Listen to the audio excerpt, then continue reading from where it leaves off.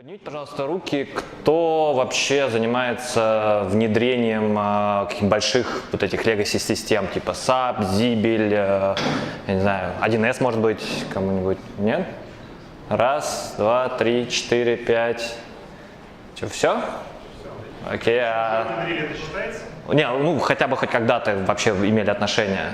Отлично, так, еще две руки, четыре, так, три, отлично. А кто вообще про Zibel что-нибудь знает? Вообще, что это такое, как он работает? Так, чуть себе больше. Больше 500 систем интегрируется. Да, хорошо. Давайте сначала я теперь представлюсь. Меня зовут Коменко Петр. На текущий момент я работаю в компании СБТ. И там мое главное достижение – это 11 лет опыта работы в Zibel. Я как бы изначально начал в нем работать, и, в общем, до сих пор все еще в нем. Вот. Ну, много что знаю про Zibel, есть еще другие там регалии, но в данном контексте это не важно. Итак, компания СБТ. Наверное, все наслышаны про выступление Грефа. Там, по-моему, 2 года назад он сделал по поводу того, что мы должны все внедрять Agile, мы должны конкурировать с Amazon, и, в общем, прям беда, то есть мы должны стать все Agile. Вот, и, соответственно, это пошло внедряться в СБТ, во все подразделения, никто ничего не знает, никто ничего не понимает, как это делается, и в первую очередь изменение коснулось таких процессных вещей, то есть там согласование по-другому, там формирование канбан стало по-другому, куча новых терминов, там красивые досочки, стикеры все там вешают и так далее. Ну, в общем, много таких интересных вещей, но, на мой взгляд, достаточно быстро люди осознали, что вот переклеивать стикеры, это, конечно, весело, там, задорно, но продукт быстрее и качественнее не становится. Вот, ну, не становится и все. Вот. И релизы не сокращаются, а одним из главных критериев, да, внедрения Agile было то, что мы должны были сократить время поставки, тот самый time to market, который сейчас тоже как мантру повторяют практически на всех выступлениях по Agile. Вот. А оно не сокращается, то есть просто, так сказать, карточки подвигать не помогает. Вот. Нужны какие-то инженерные практики. Вот.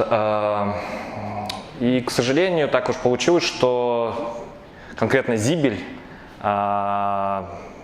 у него нет инструментов, которые бы позволили делать вот эти самые быстрые поставки. Там нет ни версионного контроля, там нету ничего. Вот. Ну, мы сели, подумали, так, а что нам вообще нужно сделать, чтобы у нас был прям DevOps? Мы поняли, что, во-первых, очень много ручных операций, просто нереально много. У нас, ну вот то, что там показывали, да, скопировать варник. Вот у нас не варник, у нас там миллион мест, где надо что-то поправить, где-то что-то нажать, и это в основном ручные операции. Это просто был ад. И мы попытались сделать какую-то первичную автоматизацию, то есть какие-то там батнички условно и так далее. Вот. У нас была проблема, что очень долгий регресс, тоже это проблема долгих релизов, что нам надо было очень перетестировать. То есть даже маленькое изменение, надо много всего перетестировать. Армия тестировщиков, которые вручную там все это прокликивали. То есть не было никакой нормальной автоматизации UI-тестов. Ну, то есть там было условно 5% какой-то смоук тестирования, но все равно основная база как бы тестов, она была ручная. Вот. Соответственно, надо было какой-то научиться писать модульные тесты. Под модульными в данном случае мы понимаем UI-тесты и интеграционные тесты с точки зрения проверка транспорта. То есть когда мы в Zibel там куда-нибудь отправляем какое-нибудь сообщение и там, от него ждем определенный ответ. Вот. Также, немножко насмотревшись на людей, которые внедряют Java и другие языки, мы поняли, что надо бы научить разработчиков писать тесты. И это тесты, которые должны были проверять вот именно их маленькую какой-нибудь кусок доработки, то есть юнит-тесты. То есть если они пишут какую-нибудь процедурку, рядом должен быть параллельно написан какой-то код, пока непонятно какой и где, который бы проверял работу этой процедуры. Никакого фреймворка не существовало в Zibel. Вот. У нас была проблема с код-ревью, потому что вот конфигурация в Zibel, она размазана. То есть если вот опять же какой-нибудь джавист или еще кто-то в другом языке, у него есть там папочка, у него там куча файликов, там папочная структура, он там что-то поменял, вот, засунул это все в Git, сделал pull request, и там человек, который валидирует, он видит, вот изменились там вот эти файлы, вот тут добавились 5 строчек, ну там окей, не окей. Вот. В нашем случае очень сложно вот в одном месте представить все изменения. То есть человек, если проводить код-ревью, это надо лазить по системе в 500 миллионов мест и пытаться все это проверить. Ну, это практически нереально. В итоге код-ревью по факту нормально не делалось, и вот нам надо было дать инструменты, которые позволили бы это проводить достаточно быстро. Ну и на самом деле одна из ключевых вещей вообще в DevOps, в поставках, во всей автоматизации мы должны были положить всю нашу конфигурацию под версионный контроль. И тут прям совсем была беда, потому что, еще раз, вся конфигурация очень сильно размазана. И она частично лежит в базе, частично в файликах.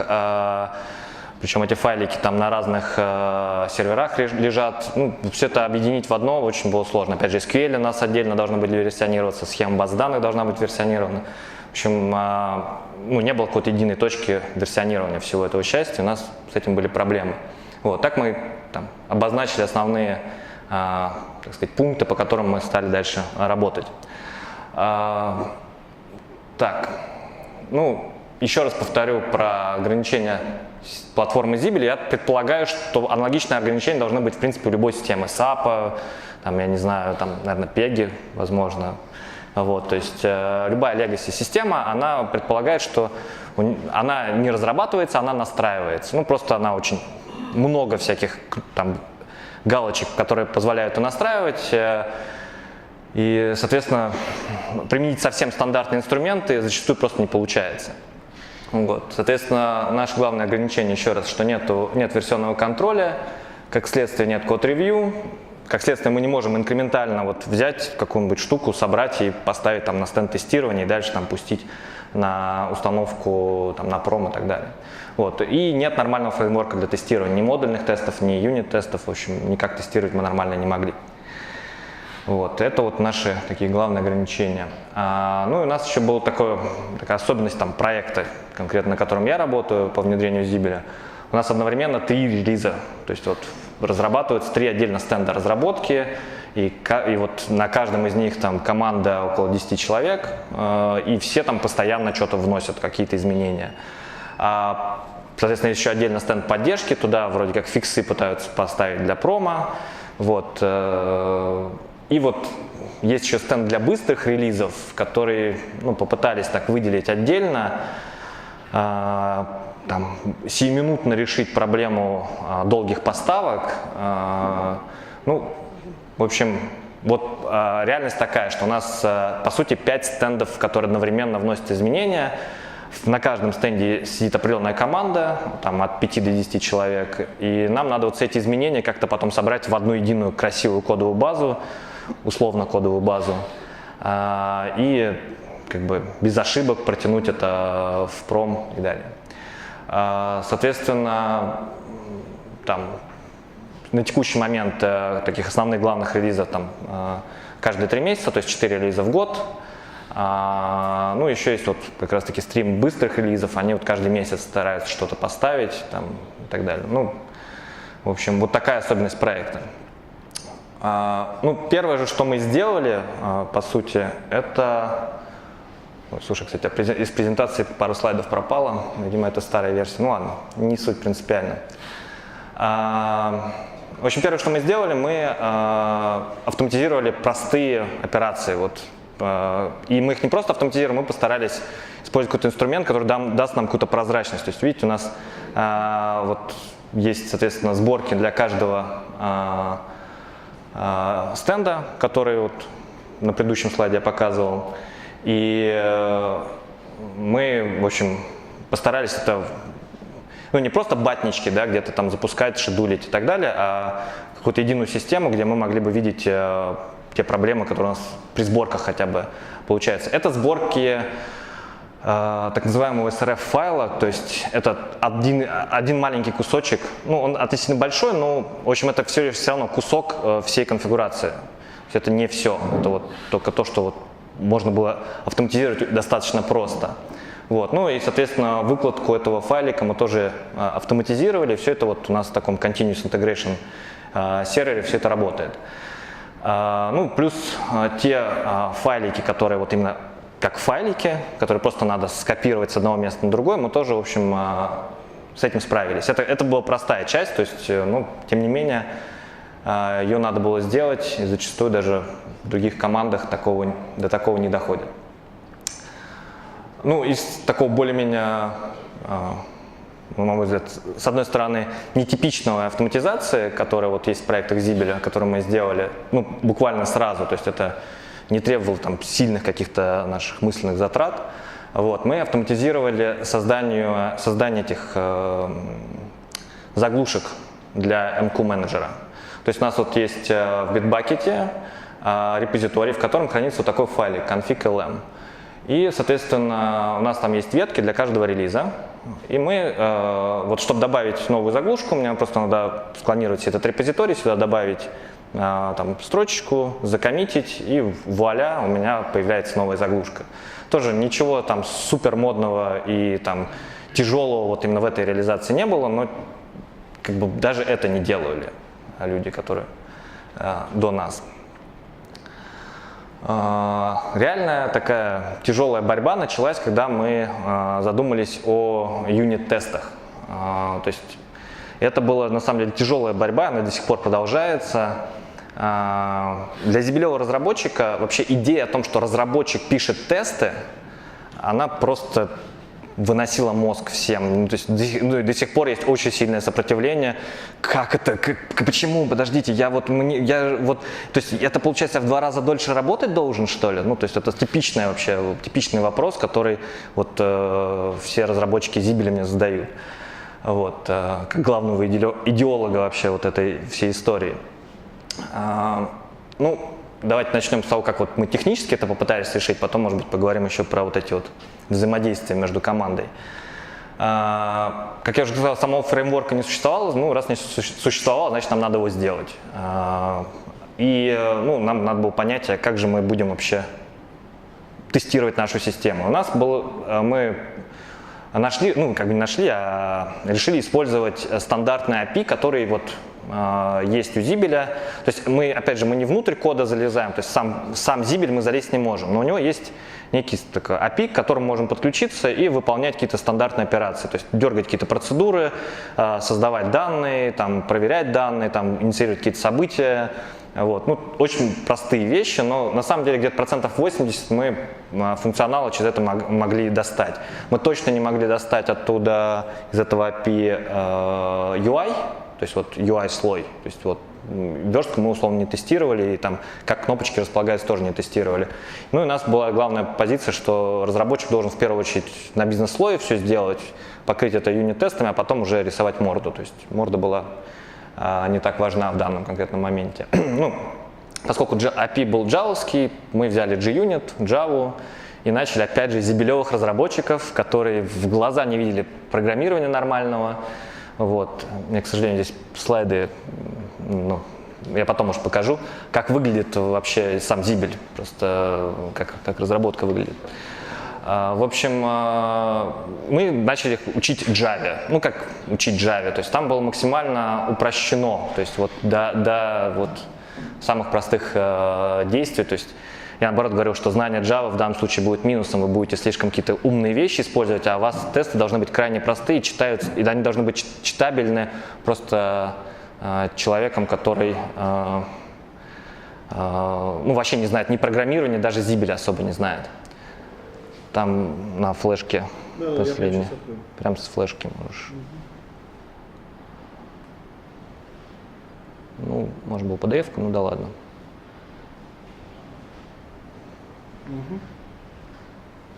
Так. Отлично. Вот так выглядит Zibel.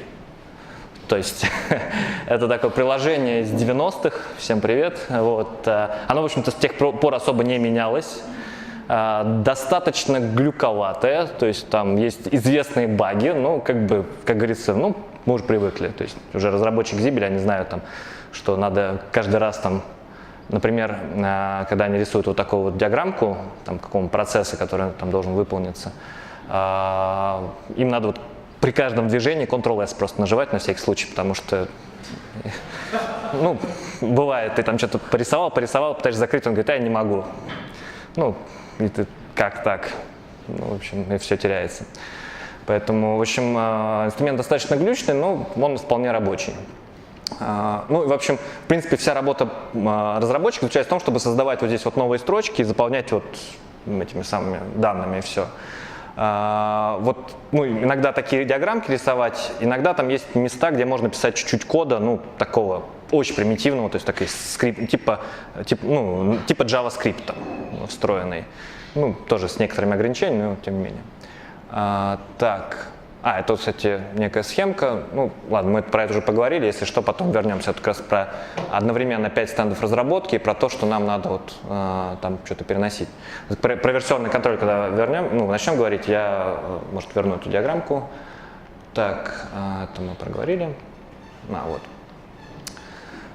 Как мы боролись с тем, чтобы внедрить тесты. Ну, помимо того, что боролись с самими разработчиками, учили их Java, учили их Git, потому что все эти тесты надо было где-то версионировать. Тоже это был полный взрыв мозга, и до сих пор там, мне кажется, там надо отдельно курс просто по Git проводить. Народ не понимает многих вещей элементарно. Вот, я как бы просто пытаюсь показать даже не столько, чтобы вы поняли каждый квадратик, который здесь нарисован, сколько, ну, вот, понять, где вот было до нас, да, вот какой Zibel был, и часть, которую мы сделали. То есть, условно говоря, вот у нас была база, есть сам Zibel сервер, у него вот был вот этот вот Zibel Jar. Это вот стандартный как раз-таки вот этот API, про который я говорил, через который можно ломиться в бизнес-слой и выполнять какие-то базовые операции. Вот. Соответственно, проблема с этим Zibel Jar была в том, что нам, ну, чтобы протестировать какой-то новый разработанный функционал, нам этот функционал надо было сначала задеплоить тогда на сервер. А вот эта штука, Zibel сервер, это достаточно тяжеловесная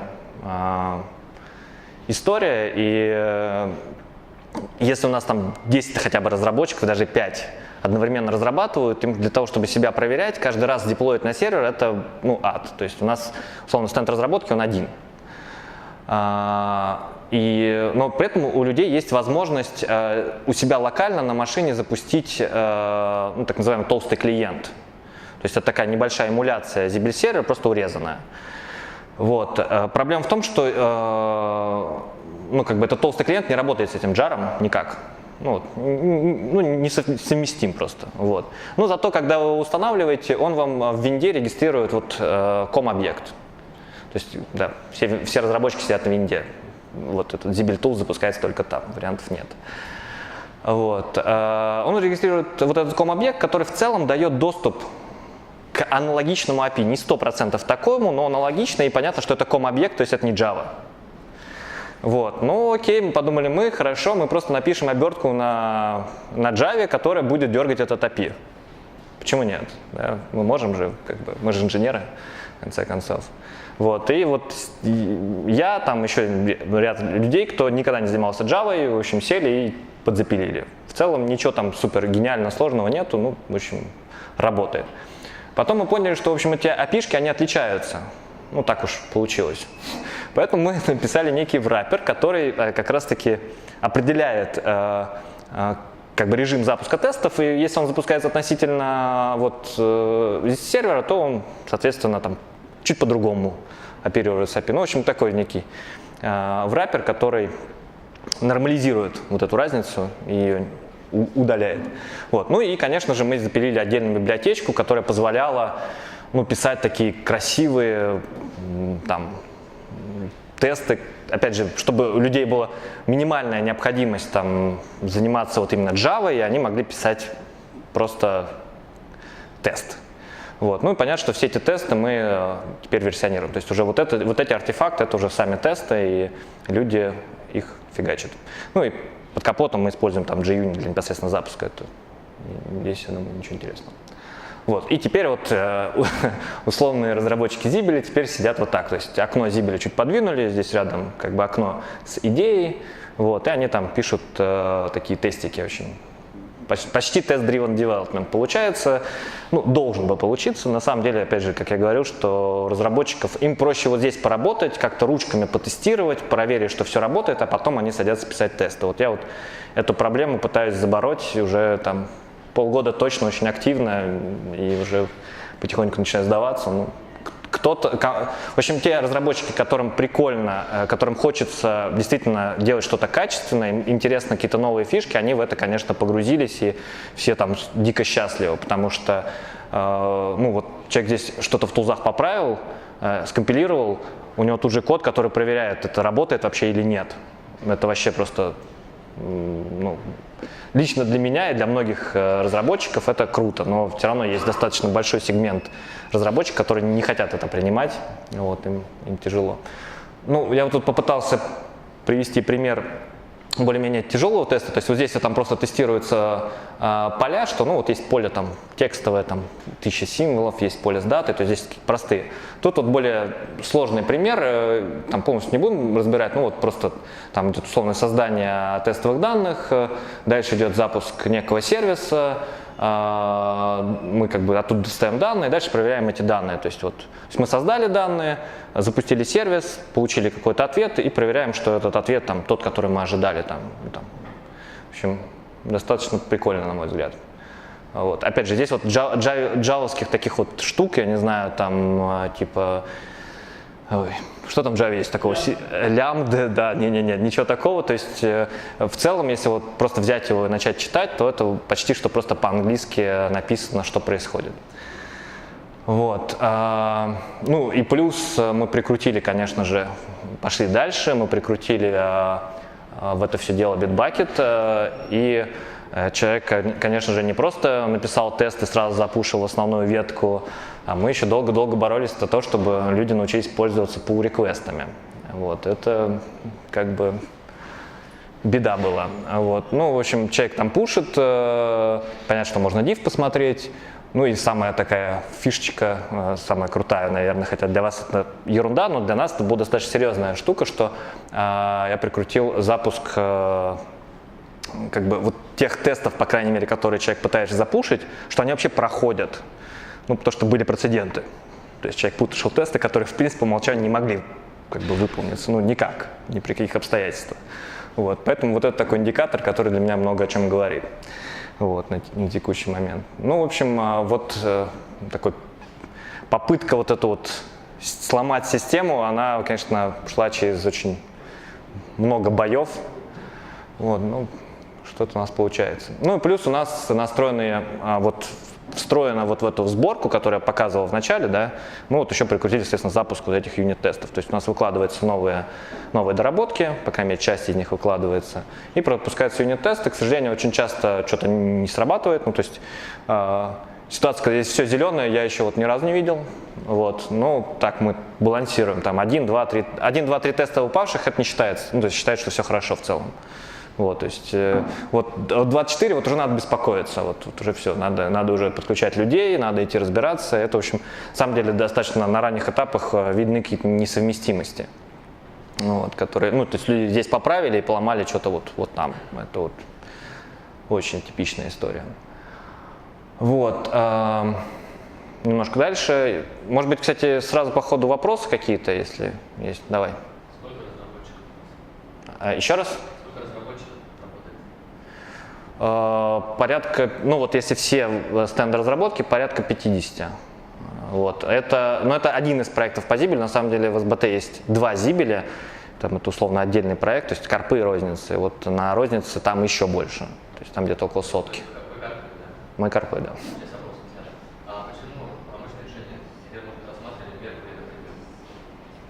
да. Какое промышленное?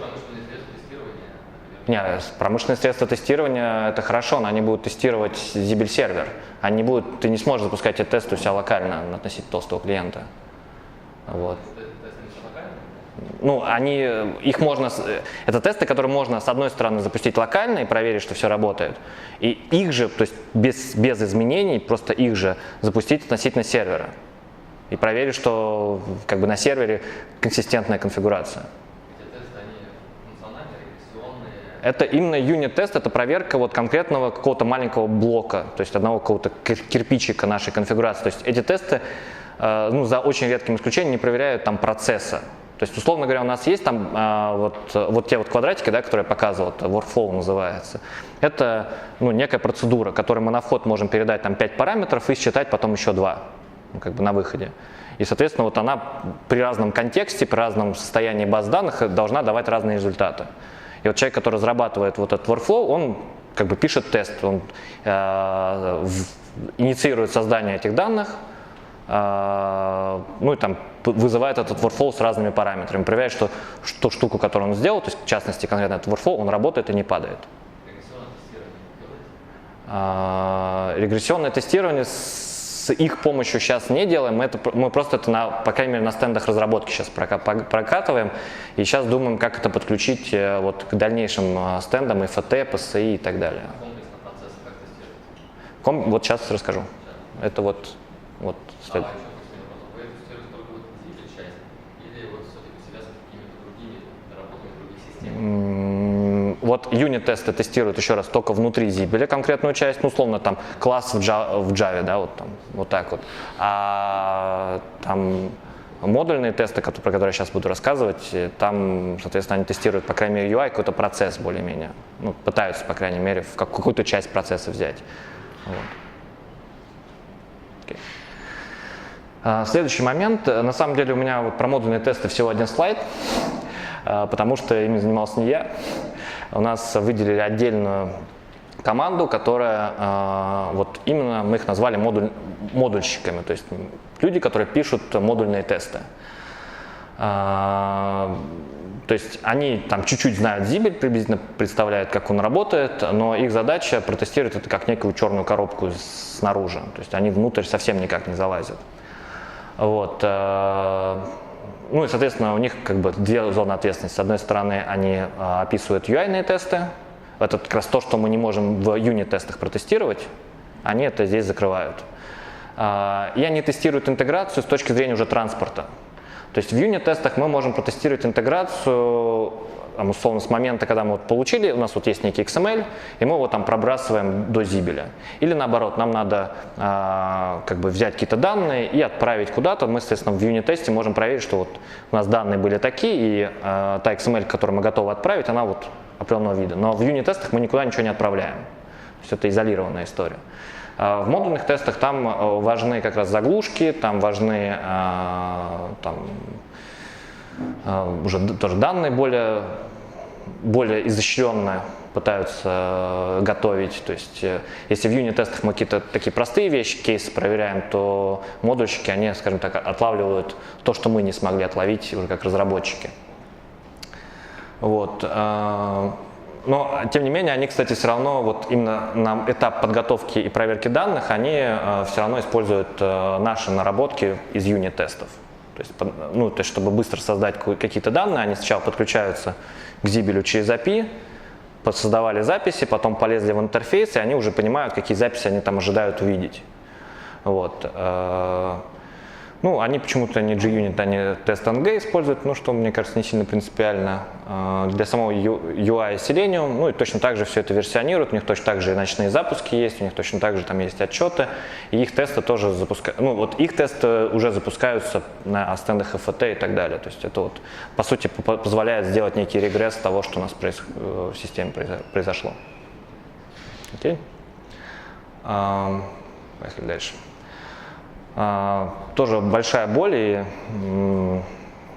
я про нее в начале, по-моему, раз 5 сказал точно. Вот, по поводу того, что мы не можем версионировать конфигурацию, и проблема в Zibel, что эта конфигурация размазана везде, просто везде. Вот, и до текущего момента времени Zibel не предоставлял никаких вариантов версионировать свои объекты. То есть вот я вам показывал в самом начале, что вот у меня есть там запись. И вот я поменял там какое-то свойство, галочку где-то поставил, все, у меня уже объект изменился. И я не знаю ни его историю, как вот он, куда там, каким он был там 3 дня назад, например. Вот, я вижу только его последнее текущее состояние. Оказалось, что версионирование конфигурации в Zibel достаточно сложная штука, и в итоге это вообще вылилось в отдельный продукт, который, в общем, сейчас разрабатывается отдельной компанией. Женя потом может рассказать более подробно, это вот тот бородатый человек. Вот, соответственно, там много проблем, помимо того, что конфигурация распределена. Давайте я сначала покажу, как это выглядит. Для начала хотел показать как раз-таки некую историю о том, как выглядит сам Zibel. То есть у нас есть куча Zibel серверов, их может быть не один, несколько. Внутри запускаются как раз процессы, которые инициируют уже сам Zibel. Так называемые серверные компоненты. Есть веб-сервер, через который идет доступ к этим серверам приложений. Есть name-сервер, то есть это сервер, который знает про конфигурацию всех этих серверов. Есть база. И базу условно можно разделить на такие две части. Первое — это такие пользовательские данные, то есть условно данные о контактах, о сделках, о звонках, еще о чем-то. И вот как раз-таки та часть, основная конфигурация, которая редактируется через Zibel Tools, называется репозиторий.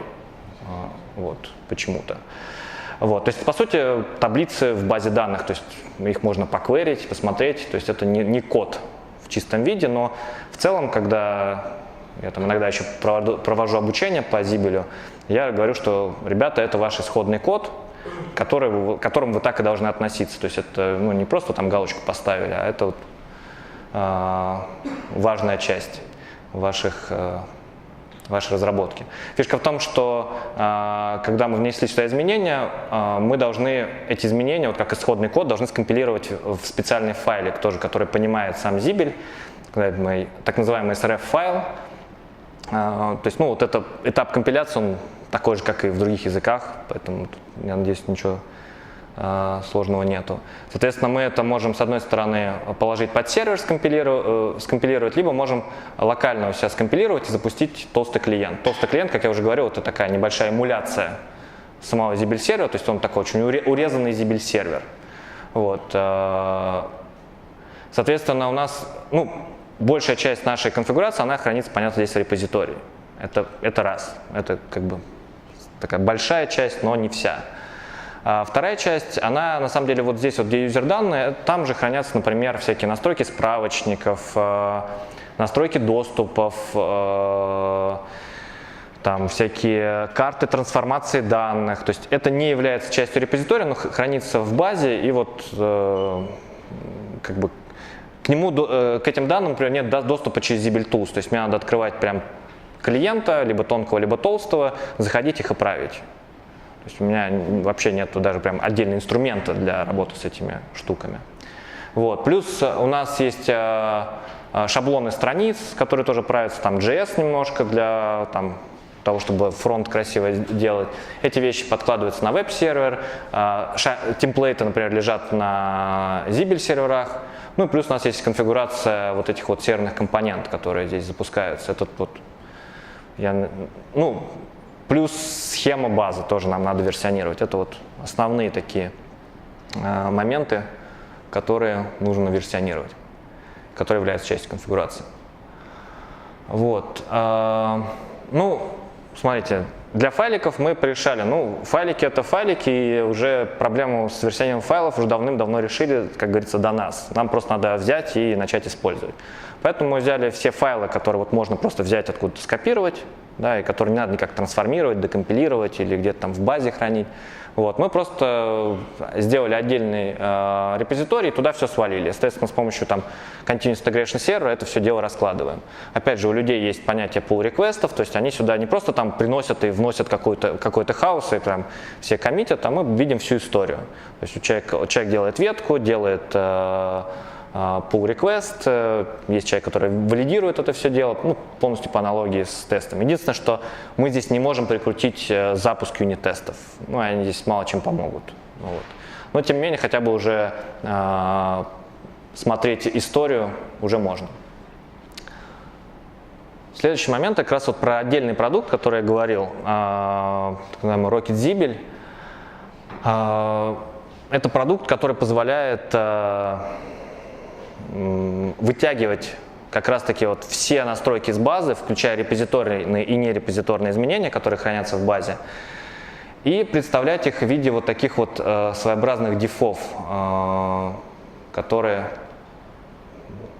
ну, то есть вот это дерево объектов различных, а это вот дерево самого объекта. То есть у нас нету как такового кода, у нас код это вот такой вот конфигурационный объект со своими какими-то свойствами.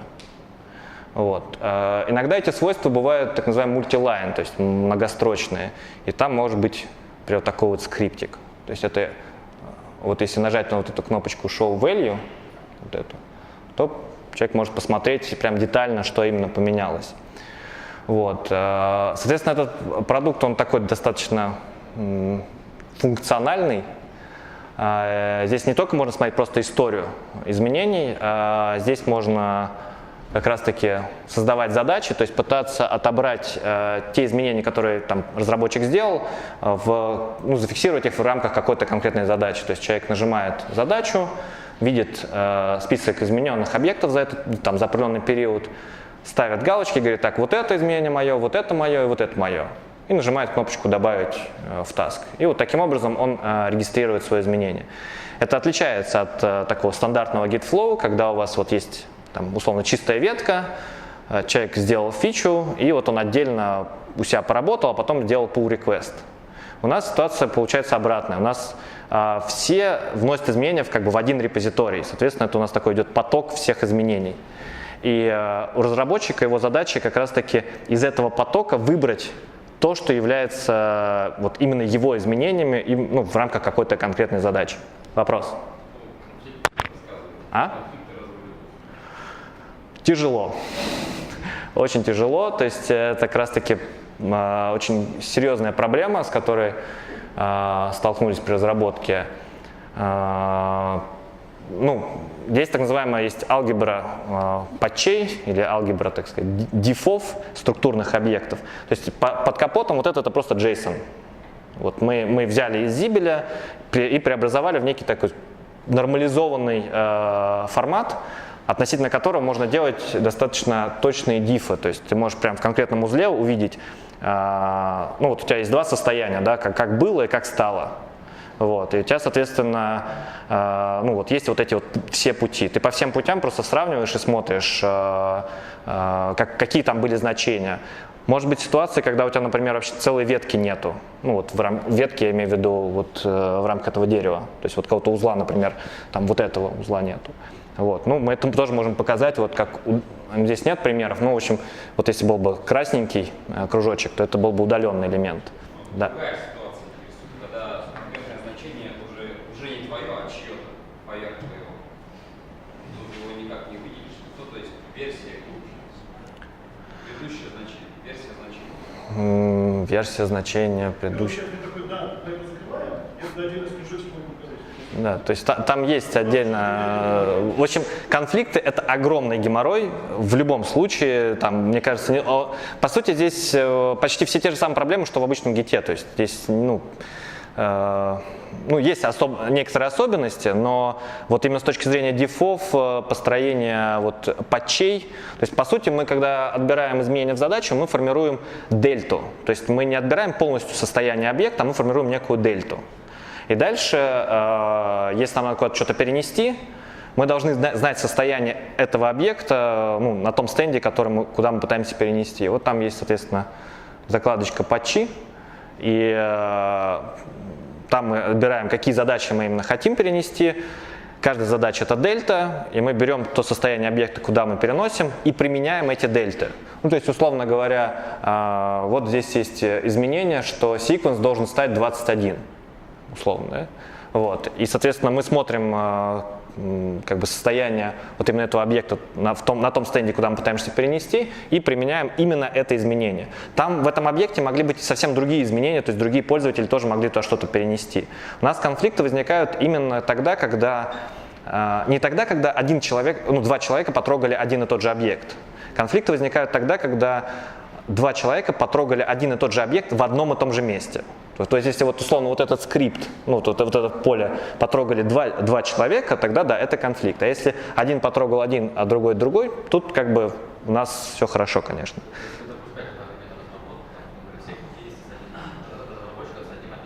Да, в этом как бы, ну там прям вот совсем в моменте, да, вот прям совсем в моменте объект блокируется, но внутри зибеля, то есть когда человек разрабатывает и там...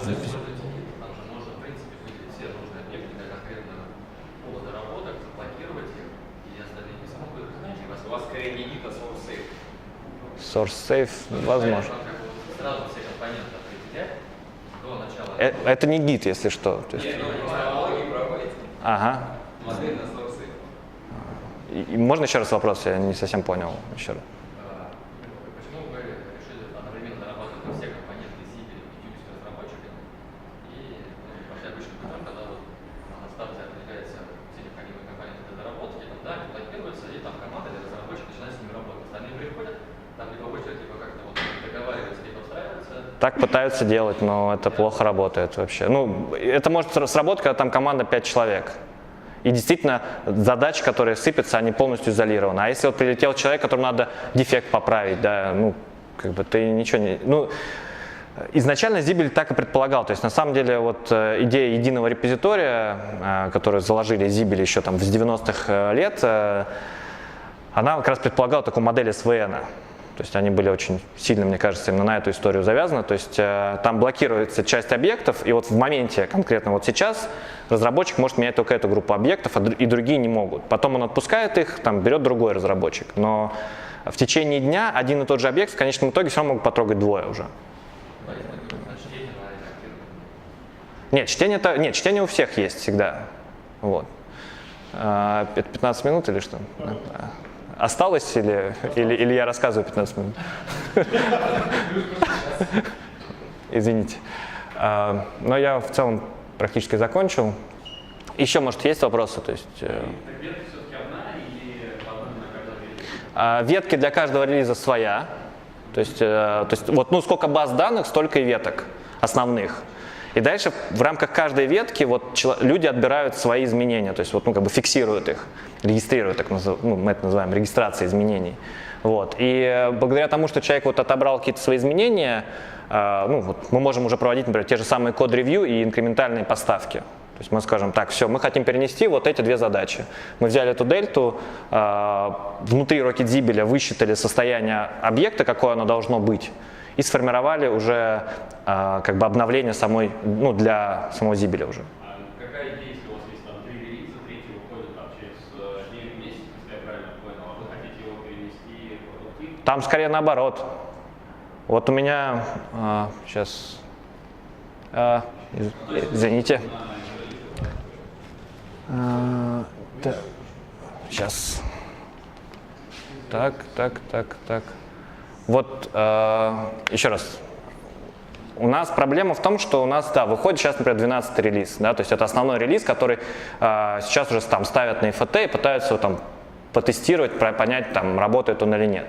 Параллельно у нас вот идет разработка еще 2 релизов, которые, в общем-то, не останавливаются. Один, он прям, у него активная фаза разработки, у второго там, он только в зачаточном состоянии, там еще буквально 1-2 команды пилят.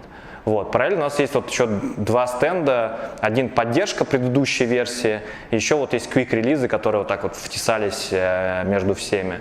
Вот. Они оккупируют там PCI. Вот у нас проблема в чем? Вот здесь исправляют в основном дефекты в этот момент, когда он уже ушел на FAT, здесь там, ну, ловят дефекты и пытаются их как бы фиксить.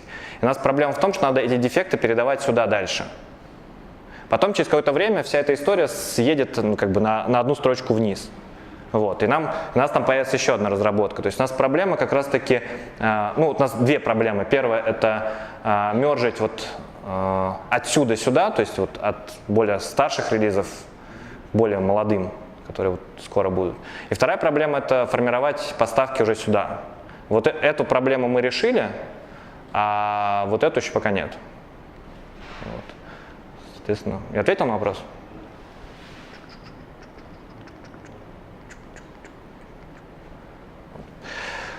Вот. В итоге мы сейчас пришли к следующей модели.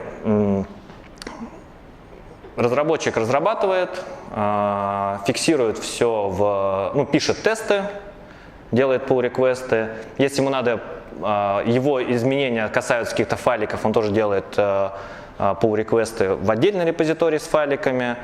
Он отмечает изменения в RocketZibel, и потом говорит, я вот закончил свою задачу. Соответственно, есть task-tracker, задача перешла там в приемку тимлида. Тимлид заходит там, или архитектор, видит, с одной стороны, он видит описание задачи, какая она должна была быть.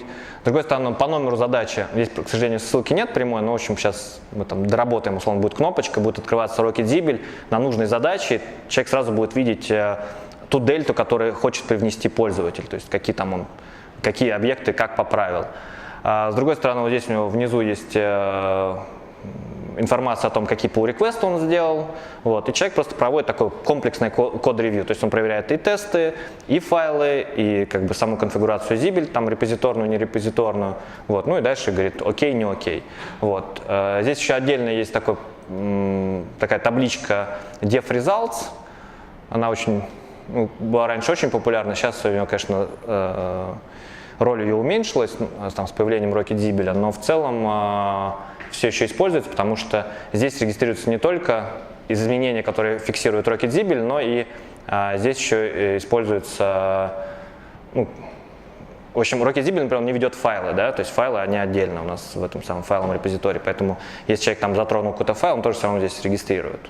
Это для нас дополнительный реестр, просто чтобы не забыть. К сожалению, очень много проблем, связанных с плохими сборками, то есть что-то забыли перенести или перенесли что-то лишнее, в общем, вот так сейчас работают. Так, в целом, мне кажется, более-менее ожидаемые результаты. По цифрам я сейчас точно вам сказать не смогу, это надо обращаться к тем, кто владеет метриками. У нас, к сожалению, пока еще не внедрена практика, про которую рассказывал Женя, когда все знают. Пока на уровне таких ощущений мы гораздо раньше находим ошибки. То есть, на самом деле, на одной из презентаций, которые делали модульщики, они показывали диаграммку, где прям видно, что такие блокеры мы стали находить на более ранних этапах. То есть какие-то дефекты, которые не должны пропускать дальнейшее внедрение функционала, мы начали их находить уже на этапе разработки первичного тестирования, а уже блокеров на этапе PCI и FT их стало прям заметно меньше. Опять же, мы зачастую очень быстро можем благодаря тестам понять, что работает, что не работает, и где именно поломался. Условно говоря, узнать про дефект еще до того, когда реально пользователь увидит это, в смысле не пользователь, а тестировщик ручной увидит это. И мы можем точно сказать, что именно сломалось. Такая-то конкретный такой workflow или бизнес-сервис теперь не работает. Время мержа между стендами, это была отдельная это, в общем, штука, которая проводилась каждый месяц, мне кажется, может даже чуть чаще, и отнимала просто кучу ресурсов, причем всех. С одной стороны, сначала человек, который это все пытался собрать в ручном режиме, установить это, понятно, половина все затиралось, и потом еще где-то неделю стабилизации, потому что точно половина отваливается стабильно. Соответственно, за счет того, что у нас есть с одной стороны юнит-тесты, с другой стороны сборка, она автоматизированная, она переносит именно точечно те изменения, которые человек отметил. Здесь очень существенное сокращение и, по сути, даже освобождение ресурсов. То есть у нас было 2 человека отдельно выделены, которые только этим занимались, они не занимались разработкой вообще.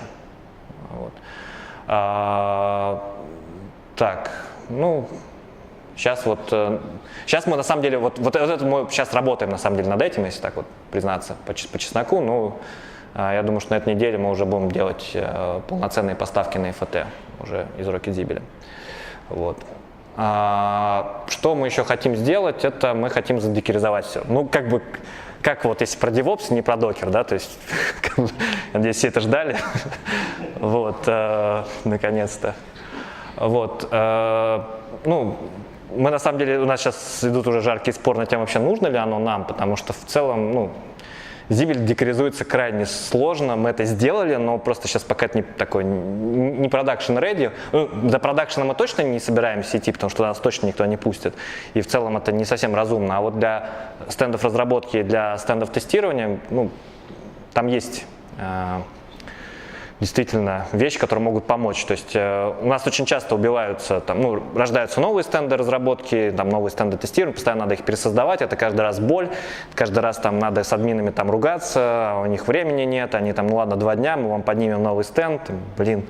Вот. А вообще идея в том, что действительно сделать там условно 5 стендов разработки, но чтобы эти стенды разработки, каждый просто был над своей фичей работал. И у нас не было вот этих там идей с 5 релизами, а был просто один пайплайн. То есть вот фича готова, мы ее выкинули, она тут прошла соответствующие там тесты, мы это выкинули все уже на пром. И дальше эта штука, которая здесь уже одобрена, она вмержится в другие стенды разработки автоматом. Ну там не автоматом, но как бы там автоматизировано. Вот, и мы вот эти стенды разработки там можем легко в любой момент поднимать, убирать. То есть, вот, в общем, для вот именно этапа разработки и тестирования, ну, докер вполне может сыграть свою роль. Вот. Плюс у нас сейчас установка, это действительно куча бат-скриптов, ну, батничков, там, shell-скриптов. Ну, конечно, это все дергается через Continuous Integration сервер, но, блин, на самом деле хочется уже по-взрослому там прикрутить Ansible какой-нибудь, который бы это все красиво разруливал. Ну и вот пока вот по поводу вот как раз таки есть там сложные конфликты, пока они в RocketZibel, ну, еще требуют доработки определенной. То есть мы в этом направлении сейчас тоже двигаемся. Ну это вот просто у нас билды есть, которые вот инициируют создание докера и установку на этот докер.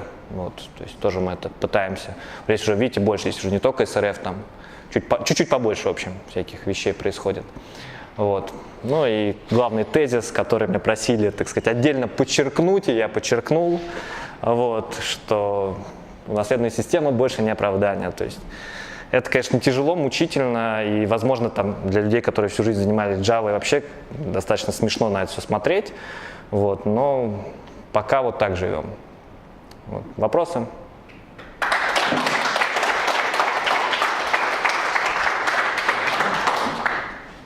Да? Извините. Да, да. Можно узнать, как пуш происходит в RocketZibel, если мы говорим про комиссионирование баз данных, как? Автоматом. RocketZibel становится отдельно, то есть он не встроен в сам Zibel. Это отдельный как бы инструмент, у него своя база, и у него просто есть настройка, что вот есть определенное количество серверов тестирования, куда вносятся изменения. Он там практически в онлайн-режиме постоянно синхронизируется. Вот. Это тоже отдельная боль, которая там заняла, по-моему, около года разработки, чтобы гарантировать вот эту 100% синхронизацию и гарантировать, что она не падает там ни в какие моменты. То есть он сам смотрит базы? Да, он смотрит, он там проверяет, есть измененные объекты, о, есть, давай. Опять изменения, давай. То есть он в онлайне, то есть практически условно ты изменил что-то в RocketZibel, в смысле в самом Zibel, через там минуту ты можешь зайти и уже увидеть, что эти изменения там. Вот, да. Петр, скажите, пожалуйста, такой немножко провокационный вопрос. Пожалуйста. Насколько сильно поменялся контингент разработчиков с момента внедрения? Никак не поменялся. Ну, то есть те же люди, да, то есть это боль, я серьезно говорю, то есть я просто понимаете, почему мой вопрос возник, да? Ну, им приходится работать по-новому, причем капитально по-новому, то есть это, ну, мне кажется... Вы какие-нибудь обучения проводите? Не, обязательно. Ну, какие-то обучения проводим. У меня была стратегия, да, и мы ее придерживались. Мы реально проводим обучение, пишем документы, там есть постоянная поддержка, то есть если там у людей там возникают постоянные проблемы, а как мне сделать pull request, или почему я сделал pull request, а вы его не вмерживаете, говоришь, ну, как бы ты ветку неправильно выбрал там или назвал, ну, в общем, это постоянно происходит, и там постоянно идет развитие.